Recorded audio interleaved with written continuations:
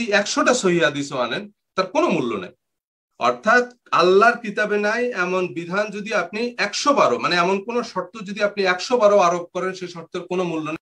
কারণ আল্লাহর বিধানের বাইরে আমি আর কোন নামে, আর কোন যেই সংজ্ঞাই আপনি বানান, সেটাকে আমি মানে ধর্মের বিধান হিসাবে মানতে পারি না। আল্লাহর বিধানের বাইরে আর কোনো কিছু আপনাকে আমাকে কোরআন দিয়ে বুঝিয়ে দিতে হবে। আপনি যদি বলেন হ্যাঁ এটা কোরআনে নাই, কিভাবে করবেন? কোরআনে না থাকলে আমি করবো না। আপনাকে কোরআন থেকে আমাকে দেখিয়ে দিতে হবে যে এটা কোরআনে আছে। হ্যাঁ, কোরআন গবেষণা করে আপনাকে এটা প্রুভ করতে হবে, বের করতে হবে। তো কোরআন সম্পূর্ণ পরিপূর্ণ এবং কোরআন একমাত্র বিধান। কোরআন বহির্ভূত কোনো কিছুকে ধর্মের বিধান হিসাবে অনুমোদন দেয় না। क्योंकि आप बताइए, कुरान को समझने के लिए अल्लाह ने समझाने के लिए किसको भेजा? रसूल को। अब जिसको समझाने के लिए भेजा उसको बीच में से आप हटा दोगे और कुरान समझोगे तो नए नए फूल खिलेंगे, नई नई बातें सामने आएंगी, नई तहकीक सामने आने वाली है। 1400 साल में किसी को जो नहीं समझा, ऐसी ऐसी तहकीकात सामने आएंगी।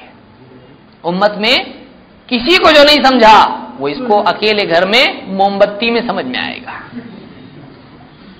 और अल्लाह रहम फरमाए, अल्लाह हिदायत दे इन लोगों को। ऐसी ऐसी बातें इन्होंने कही हैं जिनको गलत तौर पर अहले कुरान कहा जाता है। अहले कुरान नहीं है ये, अहले शैतान इनको कहा जा सकता है। ये मुनकिर हदीस है, इनको अहले कुरान नहीं कहना चाहिए। ये मुनकिर हदीस है, इनका सही नाम यही है। अहले कुरान कौन है? अहले कुरान वो हैं जो कुरान पर आमिल हों। और कुरान पर आमिल तभी तक आदमी नहीं हो सकता है, उस वक्त तक नहीं हो सकता है जब तक कि मोहम्मद सल्लल्लाहु अलैहि वसल्लम के फरमान को आदमी तस्लीम न करे। कुल अतीउल्लाह व रसूल, अल्लाह की मानो और रसूल की मानो, अल्लाह ने हुक्म दिया है।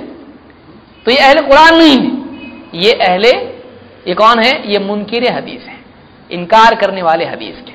इनमें 4 किस्में हैं। इंशाअल्लाह ये तफसील से हम देखेंगे, ताकि यानी आदमी जैसे बारिश से पहले छतरी खरीद ले और बारिश आने से पहले रेनकोट ले ले आदमी, तो ये ज्यादा अच्छा होता है उसके लिए। तो मुनकिरीन हदीस में से 4 किस्म की ज़हनियत, इनमें भी जो है तरह तरह के लोग हैं। एक बाग में कई फूल, तो इस तरह के इनमें भी जो है अलग अलग किस्म की सोच रखने वाले। इसलिए कि रसूल से जब आजाद हो गए तो हर एक रसूल बन गया, नऊज़ बिल्लाह।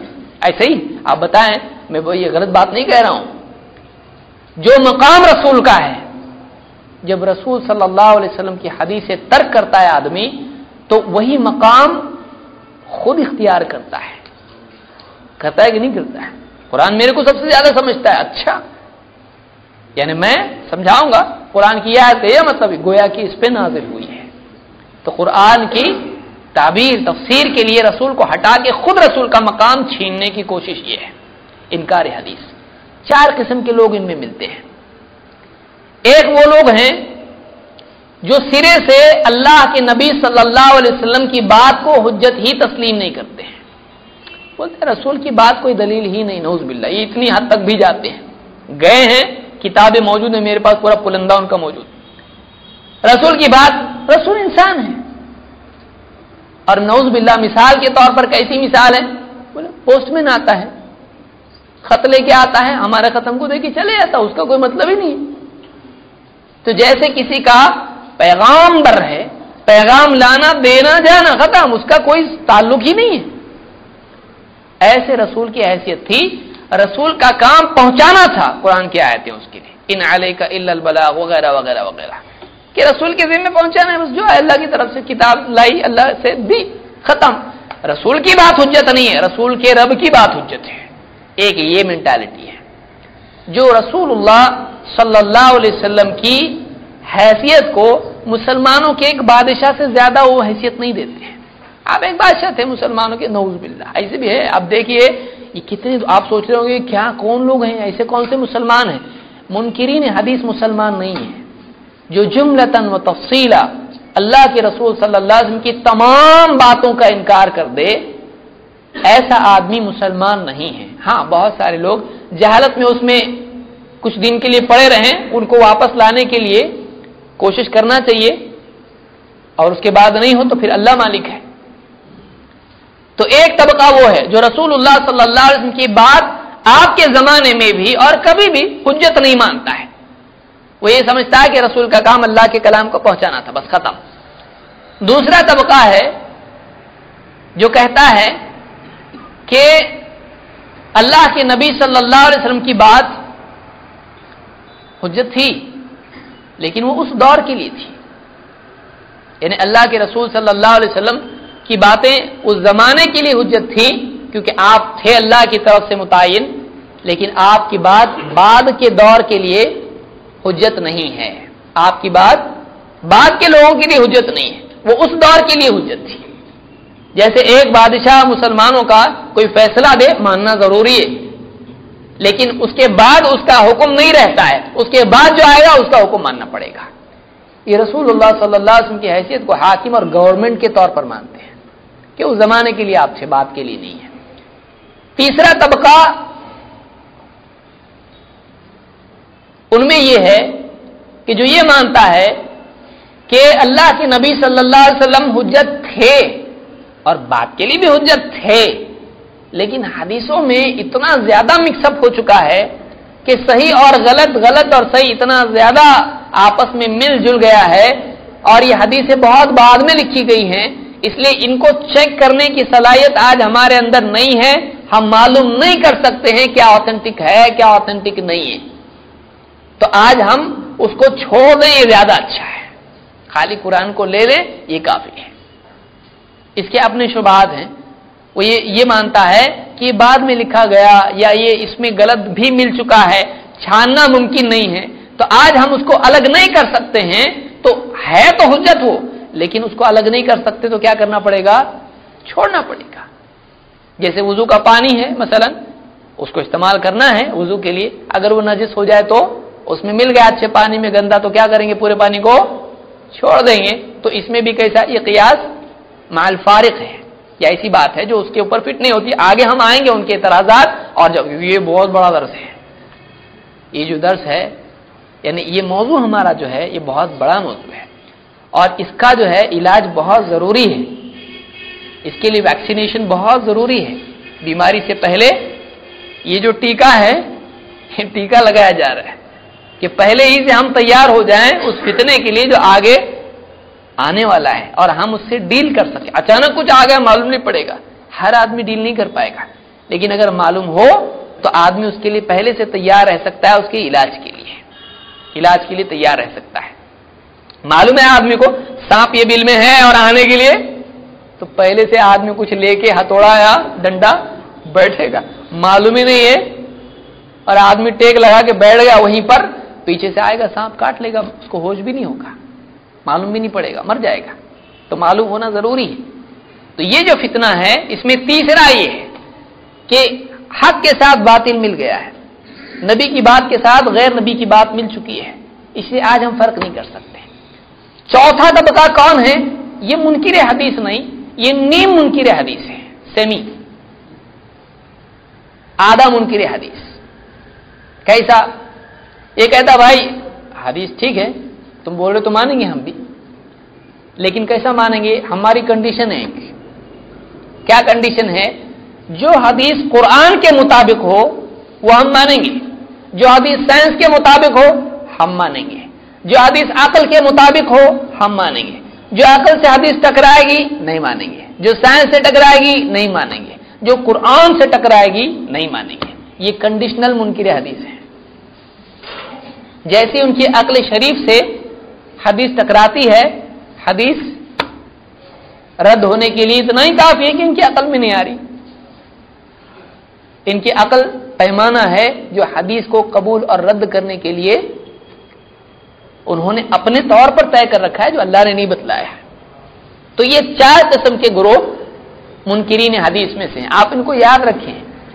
3 ग्रोह कौन से हैं? 3 तबके मुसलमानों में हैं हदीस के सिलसिले में। कौन से? एवरीथिंग वेलकम, पहला तबका ये है कि सारी हदीसें हमको चाहिए। वो कैसे लोग हैं? तो क्या हदीस भी कभी ज़ईफ हो सकती क्या? एक तो ये तबका है, यानी नबी की बात को भी ज़ईफ। एक ये तबका है, भोला भाला तबका एकदम है, ये भोला भाला एकदम गरीब लोग हैं एकदम, कि इनके लिए नबी की अजमत आड़ बन गई, रुकावट बन गई इस बात के समझने में कि लोग नबी पे झूठ भी बोल सकते हैं और वो फिल्टर नहीं करता है।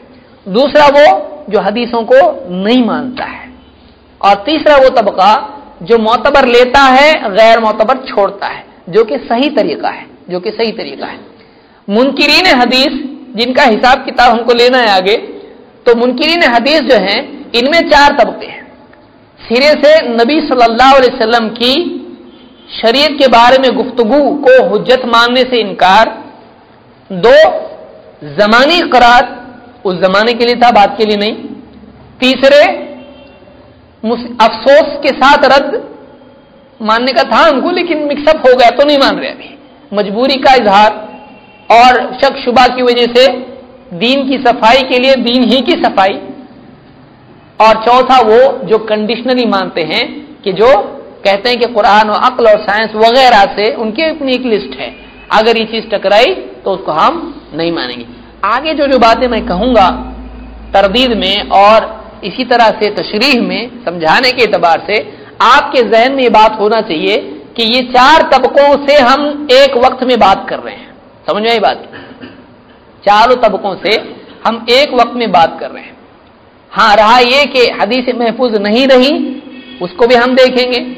तारीखी तौर पर उसका जवाब देना पड़ेगा कि क्या हदीस महफूज रखी गई कि नहीं, वो हमको एक मुस्तकिल दर्स लेना पड़ेगा, तारीख हदीस। इसी तरह से वो लोग जो रसूल की गुफ्तगू, रसूल के फैसले, रसूल की बातें, रसूल का अमल, इसको सिरे से हुज्जत नहीं मानते, वो भी आएगा। और वो लोग जो ज़मानी मानते हैं, बात के लिए नहीं मानते, उनके लिए भी आयतें आएंगी। और इसी तरह से जो लोग अक्ल की बुनियाद पर या साइंस की बुनियाद पर या कुरान के मुखालिफ रद्द करते हैं, उनका भी हिसाब किताब होगा।